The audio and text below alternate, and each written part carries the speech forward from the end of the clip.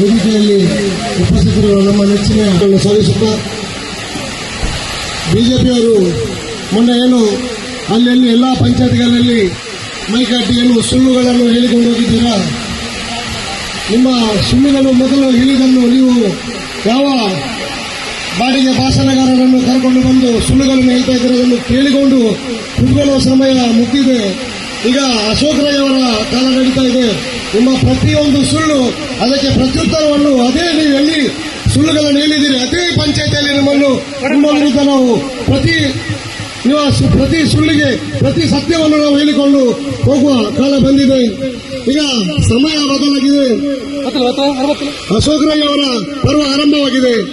ಏನು ಅಭಿವೃದ್ಧಿ ಕೆಲಸಗಳು ನಮ್ಮ ಅಭಿವೃದ್ಧಿ ಕೆಲಸಗಳು ನಿಮ್ಮಿಂದ ಸಹಿಸಲಾಗ್ತಾ ಇಲ್ಲ. ನಮ್ಮ ಗ್ಯಾರಂಟಿಗಳು ನಿಮಗೆ ಸಹಿಸಲಿಕ್ಕೆ ಆಗ್ತಾ ಇಲ್ಲ. ಸುಮ್ಮನೆ ಅದರ ಬಗ್ಗೆ ಸುಳ್ಳು ಪ್ರಚಾರಗಳನ್ನು ಮಾಡಿಕೊಂಡು ನಿಮ್ಮ ಸಮಯವನ್ನು ವೇಸ್ಟ್ ಮಾಡ್ತಾ ಇದ್ದೀರಿ ನೀವು. ನಾವು ಇದರ ಮೊದಲು ಶಾಸಕರಿದ್ರು, ಅದರ ಮೊದಲು ಶಾಸಕರಿದ್ರು ತುಂಬಾ ಜನ ಬಂದು ಹೋಗಿದ್ದಾರೆ. ಕೇವಲ ರಸ್ತೆ ಚರಂಡಿ ಮಾಡುವುದು ಶಾಸಕರುಗಳ ಕೆಲಸ ಅಲ್ಲ, ಅದು ಸರ್ಕಾರದಿಂದ ಅನುದಾನ ಬರ್ತದೆ ಅಂತ ಎಲ್ಲಿಯಾದ್ರೂ ಒಂದು ಹಾಕಲೇಬೇಕು. ಈ ಗ್ರಾಮ ಬಿಟ್ಟು ಇನ್ನೊಂದು ಗ್ರಾಮ ಎಲ್ಲಿಯಾದ್ರೂ ಹಾಕಬೇಕು, ಇಲ್ಲದ್ರೆ ಮನೆಗೆ ತಗೊಂಡು ಹೋಗ್ಲಿಕ್ಕೆ ಆಗುದಿಲ್ಲ.